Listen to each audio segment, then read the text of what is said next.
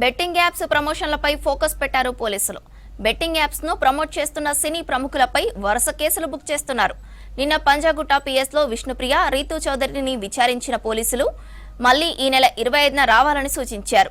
ఇక ఇవాళ మరికొంతమందిని ఎంక్వైరీ చేసే అవకాశం ఉంది. శ్యామల, సుప్రీత, సన్నీ, అజయ్, సుధీర్లు విచారణకు రావాల్సి ఉంది.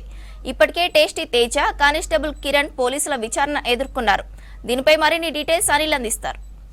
ఒక పక్క బెట్టింగ్ యాప్స్ ప్రమోట్ చేస్తున్న వారిపై కేసులు నమోదవుతూ ఉంటే వారి మీద పోలీసులు కూడా ఫోకస్ పెడుతూ ఉంటే దానికి సంబంధించి దాని బారిన పడిన బాధితులు కూడా అదే విధంగా బయటకు వస్తున్న సిచ్యువేషన్. అంటే ఈ బెట్టింగ్ యాప్స్ ప్రమోట్ చేస్తున్న వారిని చూసి వారి ద్వారా ప్రోత్సాహం పొంది ఆ లోబులో పడి ఆ ఊబిలో పడి డబ్బులు పోగొట్టుకుంటున్న పరిస్థితి బాధితుల ద్వారా మనకు తెలుస్తుంది. సో ప్రస్తుతం మనతో పాటు శ్రీ రాంబాబు బాధితుడు ఉన్నారు, వాళ్ళతో మాట్లాడదాం. అసలు ఈయన ఎంత పోగొట్టుకున్నాడు, ఏ బెట్టింగ్ యాప్ ఆడారు అనే విషయం తెలుసుకునే ప్రయత్నం చేద్దాం. బ్రదర్ చెప్పండి, బెట్టింగ్ యాప్స్ ప్రమోషన్కి సంబంధించి కావచ్చు, మీరు ఈ బెట్టింగ్ యాప్ ఆడి ఎంత పోగొట్టుకున్నారు, అసలు ఏ బెట్టింగ్ యాప్ మీరు ఆడడం జరిగింది? ఫండబులైట్ యాప్ అనే ఒక బెట్టింగ్ యాప్ ఆడాను సార్. 80 లక్షల వరకు నష్టపోయాను సార్ ఇప్పటి వరకు. సో ఈ ఫండబులైట్ విషయానికి వస్తే మీరు ఫస్ట్ స్టార్టింగ్లో ఎప్పుడు ఈ బెట్టింగ్ యాప్ అనేది ఆడడం జరిగింది? ఫస్ట్లో స్టార్టింగ్లో మీరు ఎంత మొత్తంలో పెట్టారు, ఆ తర్వాత ఎంత పోగొట్టుకోవడానికి అంటే ఆసరా దొరికింది? యాప్లో తొలిసారి 10,000 పెట్టాను సార్. 18,000 వరకు వచ్చేది సార్. తర్వాత ఆ నెలలో 1.5 నెలలో 3 లక్షల రూపాయల వరకు లాభం వచ్చింది సార్. నాకు అబద్ధం ఎందుకు, 3,50,000 రూపాయల వరకు లాభం వచ్చింది. కొంచెం అప్పులు తెచ్చుకున్నాను సార్. తర్వాత నుంచి వస్తున్నాయి పోతున్నాయి. ప్రతి నెల 2 లక్షల నుంచి 3 లక్షలు నష్టపోతూనే ఉన్నా.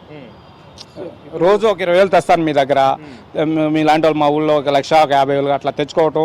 అవి పోయినాయనుకో మళ్ళీ ఇంకొక నెలకి తెచ్చుకోవటం. ఒకవేళ వస్తే మీకు కట్టడం, వచ్చినాయనుకో మీలాంటి వాళ్ళు కట్టడం. అలాగా ఈ 1.5 ఇయర్లో అప్పులు పెరిగిపోయాయి సార్. నాకు మొత్తం నేను చేసిన మొత్తం అప్పులే సార్. నా సొంత డబ్బులు ఓన్లీ గోల్డే సార్. నాది 15 లక్షల వరకు గోల్డ్ నాది బ్యాంకులు తాకట్టు పెట్టుకున్నాను. మరి 80 లక్షల పైగా మీకు డబ్బులు పోయాయని చెప్పేసి చెప్తున్నారు. అంటే ఈ ప్రాసెస్లో మీరు ఎంతెంత ఎవరెవరి దగ్గర అప్పులు చేయడం జరిగింది? మీకంటూ ఒక సొంతగా ఏ డబ్బులు లేవని చెప్పేసి అంటున్నారు. సో వీళ్ళ దగ్గర నుంచి మీరు ఎంత మొత్తంలో డబ్బులు తీసుకున్నారు? మీ ట్రాన్సాక్షన్కి సంబంధించి కావచ్చు, అంటే ఆన్లైన్ బెట్టింగ్స్ ద్వారా కూడా మీరు తీసుకున్న ట్రాన్సాక్షన్స్ కావచ్చు, ఏ విధంగా జరిగేవి? మా ఊర్లో సార్ నా వయసు 42 సంవత్సరాలు సార్. నేను ఒక టెంట్ హౌస్ పెట్టుకొని నడుపుకుంటున్నాను సార్. కరోనా టైంలో బాగా ఇబ్బంది పడిపోయాను సార్. కరోనా టైంలో టెంట్ హౌస్ వల్ల జరగలేదు 2 ఇయర్స్. నాకు కరోనా వచ్చింది. మళ్ళీ నెలకి కుటుంబ ఖర్చులు 10,000 అవుతుంటాయి. మా తమ్ముడిని ఒకరిని చదివిస్తూ ఉన్నాను. అబ్బాయికి నెల హైదరాబాద్లో 5,000 రూపాయలు పంపించాలి. ఈ విధంగా అప్పులు పెరిగిపోతూ వచ్చాయి సార్. కానీ ఆ తర్వాత కూలోళ్ళు పెట్టుకుని మేస్త్రిగా పనిచేస్తూ ఉన్నాను సార్. జామాయిలు కరగొట్టిస్తా మేస్త్రిగా పనిచేస్తూ ఉన్నాను. రోజు 1000 నుంచి 1,500 కూడా వస్తున్నాయి సార్. ఈ యాప్కు ఒక షో ద్వారా చూశాను సార్. ఈ ఫండబిలిటీ అనే యాప్ని ఒక అన్స్టాబుల్ షోలో వచ్చింది సార్. ఇది ఆ షో ద్వారా చూసి గూగుల్లో సెర్చ్ చేసి డౌన్లోడ్ చేసుకున్నాను సార్. అట్లా మామూలుగా అలవాటు అయిపోయింది సార్. అది చూసి ఆ గేమ్ ఒకటే ఆడుకుంటా. ఆ గేమ్ ఆడడానికి కారణం కూడా ఈ మామూలుగా ఈ సినీ ఫీల్డ్కి సంబంధించిన యూట్యూబ్లో కానీ, ఫేస్బుక్లో కానీ, ఇన్స్టాగ్రామ్లో కానీ పలానా గేమ్ క్యాసినో ఆడండి ఇంత డబ్బులు వస్తాయి అని చూపించడంతో ఆ యాప్ ద్వారా ఆడాను సార్. నేను ద్వారా ఆడా అని చెప్పేసి అంటున్నారు. ఆ యాప్లో ఏమేమి మీరు గేమ్స్ ఆడడం జరిగింది? అంటే మీకు ఆ ప్రాసెస్ ఎలా ఉండేది? అంటే వాళ్ళ దగ్గర నుంచి మీకు డబ్బులు ఎలా ట్రాన్సాక్షన్ అయ్యాయి? మీరు ఆ డబ్బులు పెడితే కానీ డబ్బులు వచ్చేది కాదు. సో ఆ డబ్బులు ఎలా పంపించేవాళ్ళు? వాళ్ళ దగ్గర నుంచి మీకు ట్రాన్సాక్షన్స్ ఎలా జరిగేవి? ఫోన్పే యాప్ వస్తుంది. ఆ యాప్ ఓపెన్ చేయగానే అమౌంట్ ఎంతనే, డిపాజిట్ అమౌంట్ ఎంత కావాలంటే మనం 1000 రూపాయలు, 500 నుంచి 1,00,000 రూపాయల వరకు చేసుకోవచ్చు ఒకే రోజు, ఒక ట్రిప్కి. అలా మన కాడ అమౌంట్ ఎంత ఉంటే ఒక 20,000 ఉందనుకో, 20,000 రూపాయలు పెట్టి యాప్లో డిపాజిట్ చేసామనుకో వాళ్ళకి ఒక నెంబర్ వస్తుంది. క్యూఆర్ కోడ్ కానీ ఒక యూపీఐ ఐడి కానీ వస్తుంది. ఆ యూపీఐ ఐడికి డబ్బులు చెల్లించిన తర్వాత ఫోన్పేలో ట్రాన్సాక్షన్ చేస్తాం కదా, కింద సబ్మిట్ 12 అంకెల యూటీఆర్ నెంబర్ వస్తుంది. ఆ యూటీఆర్ నెంబర్ని అక్కడ సబ్మిట్ చేసి కొడితే మనకి 10 నిమిషాల లోపల 10 నిమిషాల నుంచి 15 నిమిషాల లోపల మనకి యాప్లో డబ్బులు ఎంటర్ అవుతాయి. మరి మీకు 80 లక్షల పైగా డబ్బులు పోయేంత వరకు మీకు ఆలోచన రాలేదా? అంటే ఇంత మొత్తంలో డబ్బులు పోతున్నాయి, అంటే నేను పెడుతున్నా వస్తున్నాయి, లాభాలు వస్తున్నాయి, కానీ ఇంత మొత్తంలో పోవడం వల్ల మీకు ఆలోచన రాలేదా? ఇంకా ఆపేద్దాము ఎక్కడైనా కానీ మధ్యలో కావచ్చు అలాంటి టైంలో? ఆలోచన వచ్చింది సార్. ఆలోచన వచ్చింది ఆపేద్దామని. కానీ ఏం జరుగుతుందంటే ఈ అప్పులు తీరాలంటే మనం ఏదో ఒక రకంగా మనం కష్టం చేసి ఇంత అయితే అప్పులు తీర్చలేము, ఏదో రకంగా చేయాలి. దాంట్లో మనం ఎట్లా నష్టపోతున్నామని ఒక బేరీజ్ వేసుకున్నాం సార్. అందుకని యూట్యూబ్లో గ్యాంబ్లింగ్ గురించి ఉంటుంది కదా, సెర్చ్ చేశా. ఈ విధంగా ఇట్లా ఆడితే వస్తుందని. ఆ విధంగా ఆడినా కానీ మన డబ్బులు పోవటం కదా సార్. అతను మోసం చేస్తేనే మనం మోసపోతున్నాం అని అర్థమైంది సార్ నాకు. Fun88 కావచ్చు, ఈ యాప్స్ కావచ్చు, ఇవన్నీ కూడా ఇల్లీగల్ అని మీకు ముందే తెలుసా? లేదు ఈ సెలబ్రిటీస్ ప్రమోట్ చేస్తున్నారు కదా, అలాంటి వాటి వల్ల ఎలాంటి ప్రాబ్లం లేదని వాళ్ళు చేస్తున్నారు కాబట్టి మేము చేస్తున్నాం అని చెప్పేసి మీరు మాట్లాడారు. సెలబ్రిటీలు చేసేటప్పుడు ఇంతలా ప్రాచుర్యంలోకి వచ్చినప్పుడు ఏం జరుగుతుందంటే ప్రజలు ఒక సెలబ్రిటీ చేశారు, ఇది ఇన్లీగల్ అయితే పోలీసు వాళ్ళు చర్య తీసుకుంటారు కదా అనే ఒక ఉద్దేశంతో, లీగల్ కాబట్టే కదా, మంచి యాప్లే కాబట్టే కదా వీళ్ళు ప్రచారం చేస్తున్నారు అని అనుకుని మేము ఆడాం సార్. మీరు రావడానికి గల కారణం ముఖ్యంగా చూసుకుంటే ఈ ప్రమోషన్స్ బారిన పడిన తర్వాత అంటే వాళ్ళ మీద కేసులు నమోదవుతున్నాయి. సో నేను కూడా ఒక బాధితున్నే. సో అందుకని మీరు బయటకు వచ్చారా అని చెప్పొచ్చా? అవును సార్. ఎందుకు వచ్చానంటే నేను ఈ వారం 10 రోజులుగా ఈ విధంగా జరుగుతున్నాయి.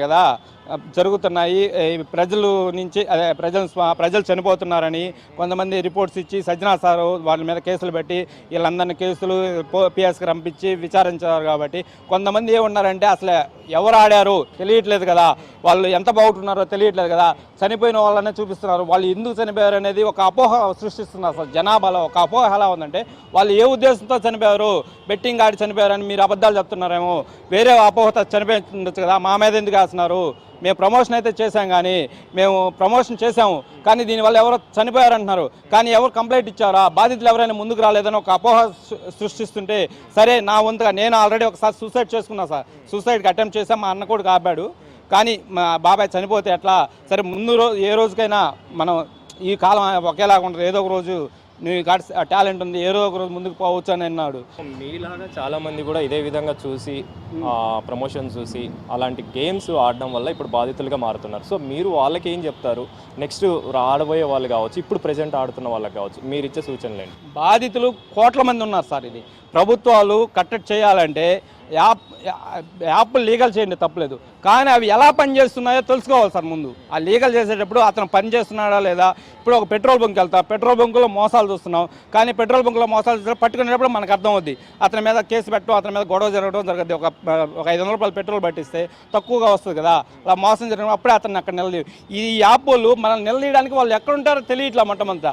ఆ యాప్ వాళ్ళు కానీ ఈ గేమింగ్ బెట్టింగ్ ఆడిన వాళ్ళకి ఎవరు ముక్కలుగా నరికేస్తారు సార్ వాళ్ళని. నేను ఒక్కనే కాదు, అంత కోపంతో ఉన్నారు సార్, కానీ వాళ్ళు దొరకట్లేదు కాబట్టి ఏం చేయలేకపోతున్నాం. అంత బాధ ఉంది ప్రతి ఒక్కరికి.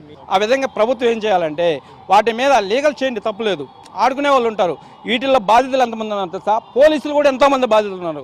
కరెంటుకు ఎలక్ట్రిసిటీ సంబంధించి ఎంతమంది లక్షలు సంపాదించే వాళ్ళు కూడా బాధితులు ఉన్నారు. కానీ ఎవరు బయటకు పరుగు పోతుందనే భయంతో నేను ఇప్పటి వరకు పోలీస్ స్టేషన్ రాంది. ఎందుకంటే పోలీస్ స్టేషన్కి వెళ్ళి నేను చాలా మంది అడిగా, ఇట్లా పోలీస్ స్టేషన్ కంప్లైంట్ ఇద్దామా లేకపోతే ఎవరికైనా ఇద్దామా అని అంటే, పోలీస్ స్టేషన్కి వెళ్తే మన మీదే కేసులు పెడతామన్నారు. ఆ కేసులు మన మీద కేసులు పెడతారన్నారు. కాబట్టి మనం ఎందుకు అక్కడ పోయి మళ్ళీ మన డబ్బులు పోగొట్టుకుందిగా, మన పరుగు పోగొట్టుకుందిగా, పోలీసులు కేసులు పెట్టలేకనే ఇప్పుడైనా ఎందుకు వచ్చా అంటే సజ్జనార్ సార్ సర్వతో ప్రతి ఒక్కరిని అతను అందరి మీద కేసులు పెట్టి ఒక ధైర్యం చెప్పాడు కాబట్టి ఒక ముందుకు వచ్చాను సార్. మేము కూడా ఈ బెట్టింగ్ యాప్స్ అనేవి ఆడామని చెప్పేసి కూడా బాధితులు చెప్తున్న పరిస్థితి. సో దీన్ని దృష్టిలో పెట్టుకొని ఎవరైనా ప్రస్తుతం ఆడుతున్న వాళ్ళు కావచ్చు, రాబోయే రోజుల్లో ఆడేవాళ్ళు కావచ్చు, వీళ్ళందరూ కూడా ఆడకుండా ఉంటే మంచిదని, ఈ ఊబిలో పడకుండా జాగ్రత్తలు తీసుకుంటే మంచిదని చెప్పేసి కూడా శ్రీరాంబాబు చెప్తున్నారు. కెమెరా పర్సన్ జగన్తో అనిల్, V6 న్యూస్, హైదరాబాద్.